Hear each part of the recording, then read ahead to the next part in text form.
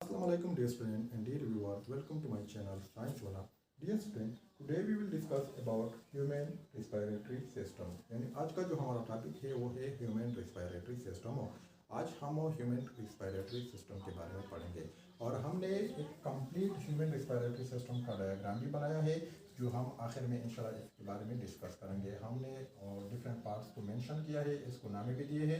ये सब जो है वन बाय वन हम डिस्कस करेंगे। तो चलो स्टार्ट करते हैं। What is human respiratory system?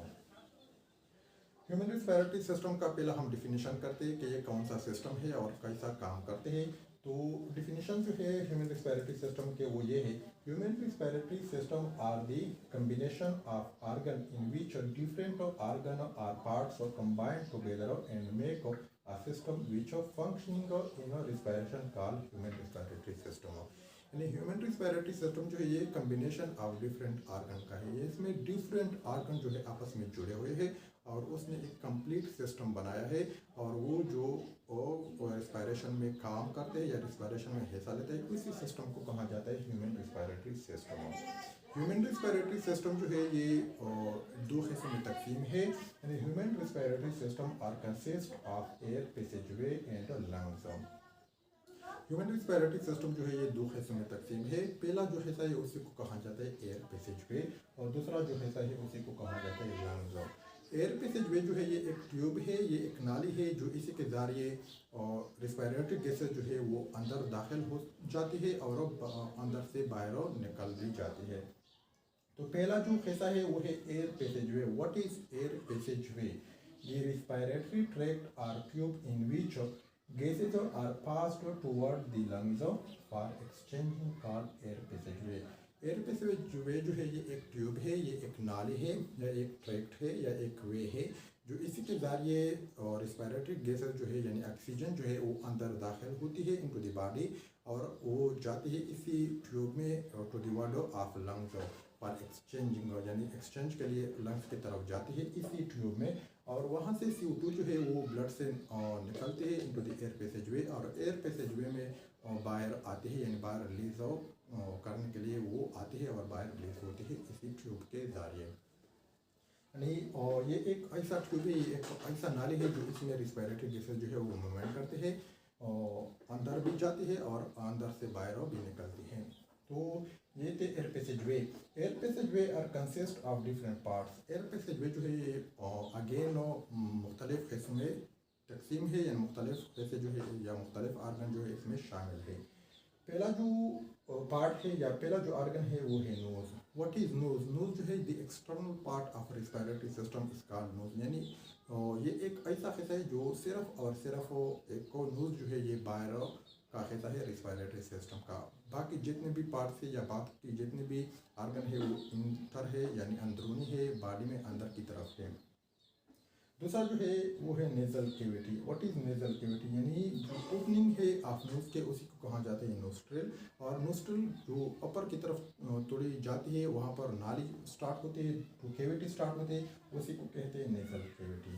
तीसरा जो है वो है फेरिंक्स, यानी हमारे गले का जो एरिया है, हमारे थ्रोट का जो एरिया है और ट्रैक्ट वो इस ट्यूब को कहा जाता है फेरिंक्स।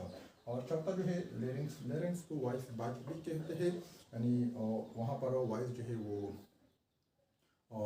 पैदा होती है और ये सिर्फ जो है ये हवा के लिए है।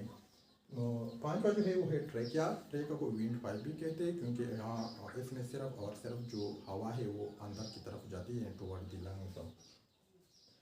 छठा जो है वो है ब्रोंकाई। ब्रोंकाई यानी ट्रेकिया या विंड पाइप जो है वो दो हिस्सों में तकसीम होती है।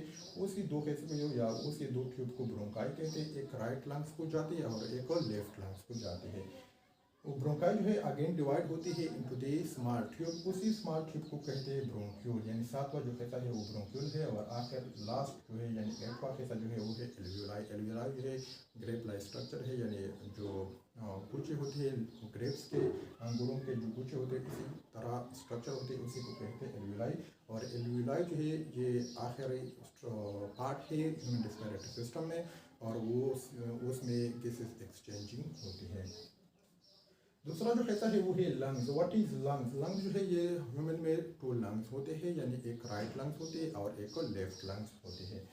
Human have two lungs right and left. Human में टू लंग्स होते हैं, एक राइट लंग्स और दूसरा जो है लेफ्ट लंग्स, और लंग्स के अंदर एक्सचेंजिंग ऑफ गैसेस होती है which are located in the chest cavity. और लंग्स जो है ये हमारे चेस्ट कैविटी जो है या थोरेक्स कैविटी जो है इसमें लोकेटेड है।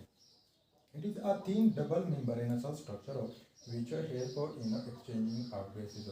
यानी ये डबल मेम्ब्रेन स्ट्रक्चर होते हैं, इसका जो मेम्ब्रेन होता है वो पतली मेम्ब्रेन होती है और वो एक्सचेंजिंग ऑफ गैसेस में मदद करते हैं।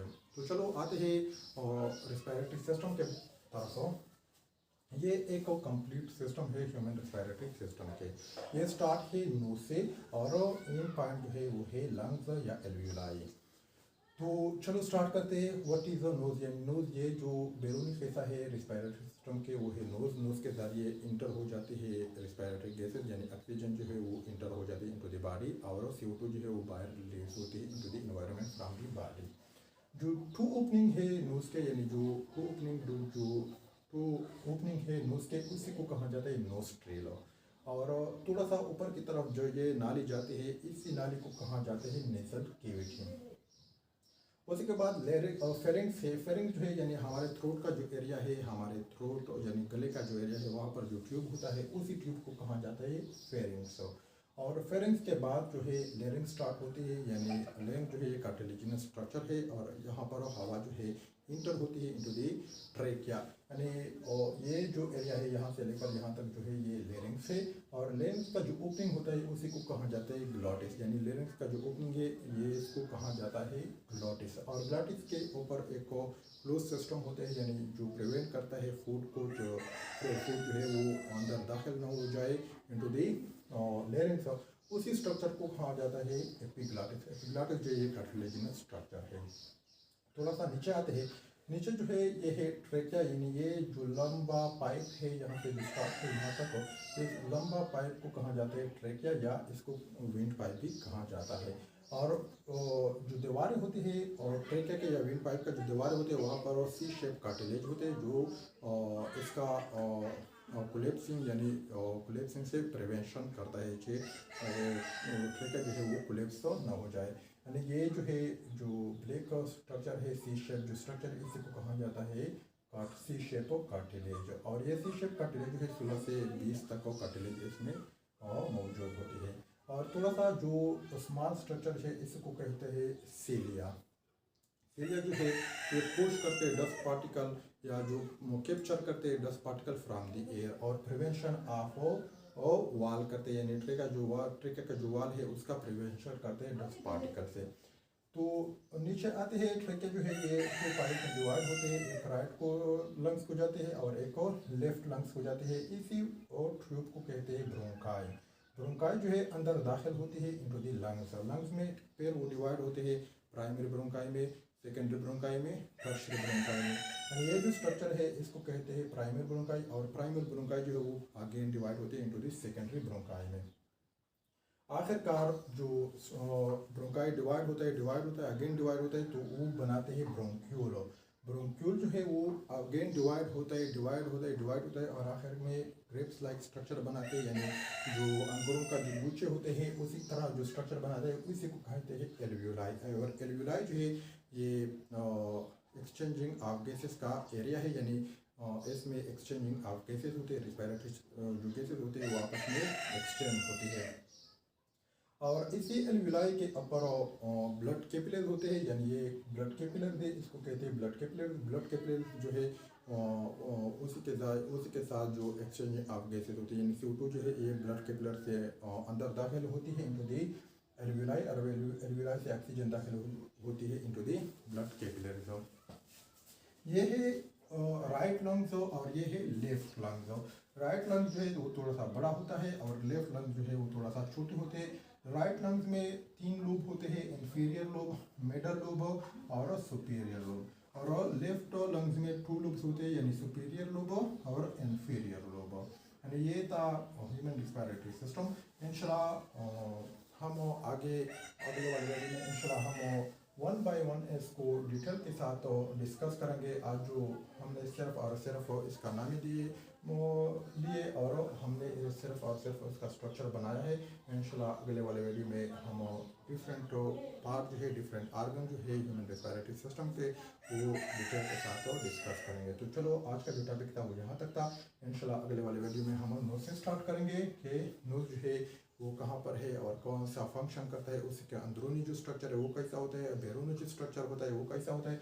इंशाल्लाह नोज से हम स्टार्ट करेंगे और वन बाय वन को हम डिटेल के साथ पढ़ेंगे। तो अब मैं इजाज़त मांगता हूँ। खुदा हाफिज़ डियर स्टूडेंट। अस्सलाम वालेकुम।